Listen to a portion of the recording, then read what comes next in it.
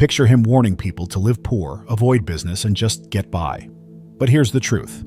Jesus never said money was evil. He said the love of money was. That's a huge difference. And it changes everything about how you and I should approach making money today. In fact, Jesus talked about money more than heaven or hell. Why? Because he knew money would be the greatest competitor for your heart. He used parables about talents, stewards, and seeds, not just to talk spirituality, but to teach how business, investment, and generosity work in real life. What if we've missed the financial wisdom right in front of us because we assumed the Bible was only about church stuff? Here's the twist. When you align your business and your money with kingdom principles, you don't lose profit, you multiply it. The very things Wall Street worships, growth, compounding, ROI, Jesus explained centuries ago, but with a foundation that keeps your soul intact. Imagine building wealth without the emptiness, making money without sleepless nights, and running business without selling your integrity. That's the path he actually taught. If you like our content, consider supporting our ministry through the link in the description. So if you've ever felt torn between wanting to make money and fearing it might corrupt you, this message will set you free. What Jesus really taught about money and business is radically different from what religion or culture told you. And once you see it, you'll never look at your wallet or your calling the same way again. The real problem isn't money, it's the heart. People often misquote scripture saying, money is the root of all evil. That's not what Paul wrote in 1 Timothy 6:10. He said, the love of money is the root of all kinds of evil. See the difference?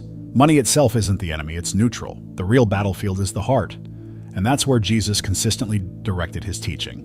He knew that if money became your master, it would enslave your soul and dictate your business decisions. Think about it. Money can build hospitals or fund wars, feed the poor, or fuel addictions. The substance is the same, but the intention behind it shifts the outcome. Jesus wasn't worried about people making money. He was worried about money making them. That's why he said in Matthew 6:21, "For where your treasure is, there your heart will be also." He was warning that money always exposes what we love most. In today's business world, you see this played out daily. A CEO who prioritizes greed will cut corners, exploit workers, and collapse under scandal. But another CEO with the same financial tools can bless employees, innovate ethically, and leave a legacy of integrity. The tool didn't change, only the heart behind the hand that held it. That's the razor-sharp clarity Jesus wanted his followers to grasp. Here's the tricky part.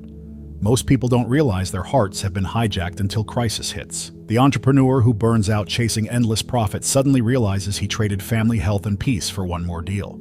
That's why Jesus warned, "What good is it for someone to gain the whole world yet forfeit their soul?" Mark 8:36. He was giving a crash course in business priorities, centuries before Wall Street existed. If you want a practical exercise, try tracking your spending for 30 days.